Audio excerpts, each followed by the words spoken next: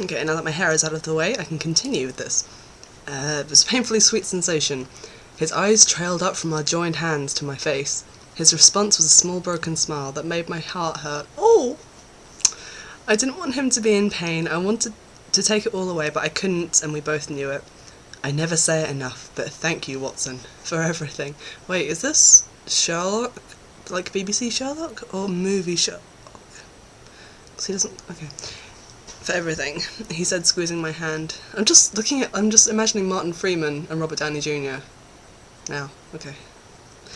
Right. He said, squeezing my hand. Looking into his eyes, I could feel my body moving closer to his and vice versa. His words made my body burn with want. Oh! Okay. I'm not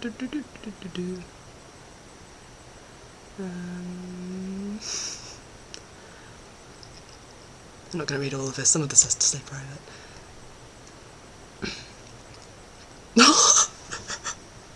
Alright, they're just about to kiss, and he goes, right, we've got things to do, and by we I mean me, Sherlock said, standing up and pulling his coat on, leaving me sitting there feeling confused and rejected by what just happened. It could be either Sherlock at this point. I don't know what time I'll be back, but I hope you enjoy the night to yourself here. Oh, you dick. Sherlock, wait! I shouted as he walked to the front door. No time to waste, Watson, he called back to me from down the corridor. I was left in the room by myself, feeling foolish and rejected. Looking at the information pack left by the hotel, I found information on local bars within a 5-mile radius of the building and went out to drown my sorrows. Good on you. The bar I chose was quite a small one, as it was still quite warm. Most of the customers were sitting outside, all happily talking to each other. I was not in the mood for cheery people. Sounds like me. So I went straight to the bar and found a secluded spot to take a seat. When I looked up, I noticed a man who looked oddly familiar sitting across from me at the bar drinking. He had his dark, shaggy hair in his hands and was nursing his drink. As if he could feel me staring at him, the man looked up and directly at me. That's when I realised who it was. Sherlock! What was he doing here? Especially when he had things to do. Without even acknowledging me properly, he looked away and continued to drink. In my anger, I did the same. Within an hour of being out, I had downed a lot of alcohol, and so did Sherlock, which meant there was no surprise when he got up and went for the toilet. I took a deep breath and got up on my shaky legs and walked. Oh gosh, he actually has written me a novel, Jesus Christ. I followed him through the bathroom door and watched as he stared at himself in the mirror. My mouth dried at the sight of him. The curve of his broad shoulders and dark stubble that covered his face created an uncontrollable tightening in my...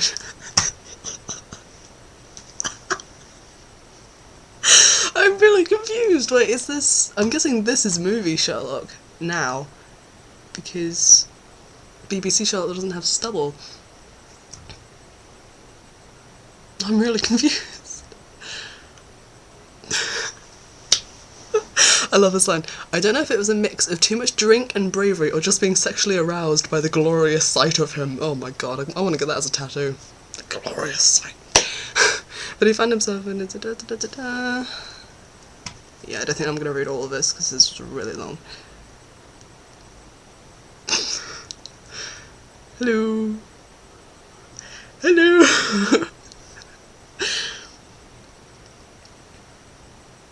It was going to be a hard night. That's an interesting choice of words, Watson. Okay, that's basically just chapter 4. No, that's chapter 3. Where's chapter 4? Where is chapter 4? Basically, they got it on against a bathroom sink. Which... okay, that's a prologue. Chapter 4. Oh, Christ. Are these all, like, 5,000 paragraphs? Come on, load. So who is this? Ooh, it's first person, okay. It must have been pretty early, at least it should be. I knew I hadn't slept, but neither had I been conscious. It was just one of those horrible periods of helplessness and humiliation coming from a hangover that chooses to induce itself at 5 AM. I tried to roll my head, but instead of a nice warm pillow, some ragged and coarse carpet rubbed against my left ear, bouncing the headache to another unexpected part of my brain.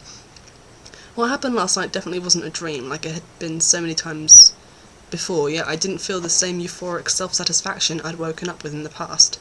It wasn't going to be an easy day, and I hadn't even considered the case, or what Sherlock was going to say. Shit. Where was I? It could have been the hotel. I hoped it was, and though it wouldn't have surprised me if he wasn't there after what happened, I really needed some help right now. There was a slow but steady hum in the background I couldn't hear. more feel through the floor I had adopted as my mattress. My housemates are good at writing, or they're better than I anticipated.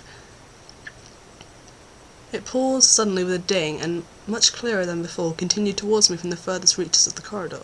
It was probably best ignored. Whoever it was could just step over me. Wait, so was he in a room, or just in the corridor? I think he's just in the corridor. It wasn't like they were the ones suffering from cranial earthquakes. It seemed like an age before they got close, but eventually they slowed to an agonising pace as if inspecting some kind of anonymous remains that had spontaneously appeared on their property. It didn't take long, but I could feel 2 eyes burning into my back, and it just didn't feel fair. What right did whoever they were to have to judge me? Well, everyone has a few rough nights, I suppose. Too bloody right they do, I stammered, instantly recognising his voice. You better come in, Charlotte continued, slotting the key into our door, simultaneously answering my questions as to where the hell I was and posing another. How could he be so nonchalant? I knew he could be cold sometimes, and certainly difficult to understand, but this was madness! How could he be the same after what we'd done? As one huge strain of sexual tension was released, another seemed to form in its place. This is not what I'd wanted at all. It's not good. He stood in the doorway, and as I waited for him to offer a hand up, it became obvious this wasn't going to happen. He was clearly annoyed about something. This was not the reaction I was expecting. Could our evening of passion have affected him that much? His usual unstable self tipped over the edge as our true feelings became apparent. I followed him into the room, head pounding with every step, and as I reached out to steady myself on his shoulder, I felt my legs give way and I fell into his grasp. This is like the guy that French dipped the other guy as he was walking across the road in Canada. Oh, they're in Venice! Oh, that makes sense. Okay. Huh. Okay, so basically there's just a lot of sexual tension in Italy at the moment, and I don't think I'm going to get any more of this. I don't know what's happened in chapter 1 and 2. How did Pepper die? Who killed Pepper? I will never know. But, it's quite amusing. Okay, how many of you can say all of your friends banded together, or most of your friends banded together and wrote you a fic? Oh my god. No, I'm actually going to stop there because I've got nothing else to say other than... no, actually I have nothing else to say. So, I highly doubt you guys made it this far to this video, but if you did, kudos. Sorry for listening to my strangely husky voice. Don't usually sound like this. But, yeah.